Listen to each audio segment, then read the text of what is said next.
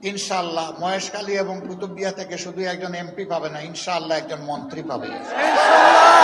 এখন আপনারা 12 তারিখ এমপি বাছাই করবেন না মন্ত্রী বাছাই করবেন, সিদ্ধান্ত আপনাদের। এবার ইনসাফের প্রতীক দাঁড়িপাল্লা আপনাদের প্রিয় মানুষ, এখান থেকে যিনি নেতৃত্ব দিবেন মহান আল্লাহর উপর ভরসা করে বলে যায়, আমার দিল বলে 12 তারিখের পরেই 13 তারিখ ইনশাআল্লাহ ইনসাফের বাংলাদেশের দিকে বাংলাদেশ পা বাড়াবে। এবং সেই সরকারে আপনাদের এই প্রিয় ভাই ইনশাআল্লাহ মহেশখালী এবং কুতুবদিয়া থেকে শুধু একজন এমপি পাবে না, ইনশাআল্লাহ একজন মন্ত্রী পাবে।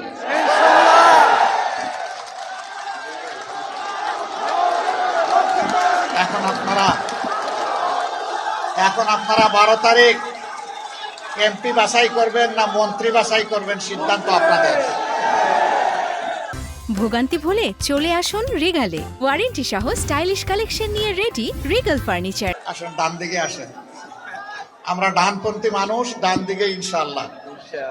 ধরেন, শক্ত করে ধরেন, জাতির দায়িত্ব নিতে হবে, উঁচু করে ধরেন। আরে ভাই প্রতীক আছে? কোন সে প্রতীক? আরো জুড়ে জুড়ে সুরে ইনশাআল্লাহ মাশাআল্লাহ। 12 তারিখ সকাল সন্ধ্যা সারাদিন বিজয়মালা ইনশাআল্লাহ মাশাআল্লাহ। জাযাকুমুল্লাহ খায়রান। ভোট চোররা যাতে কারো ভোট চুরি করতে না পারে এখন থেকে সজাগ।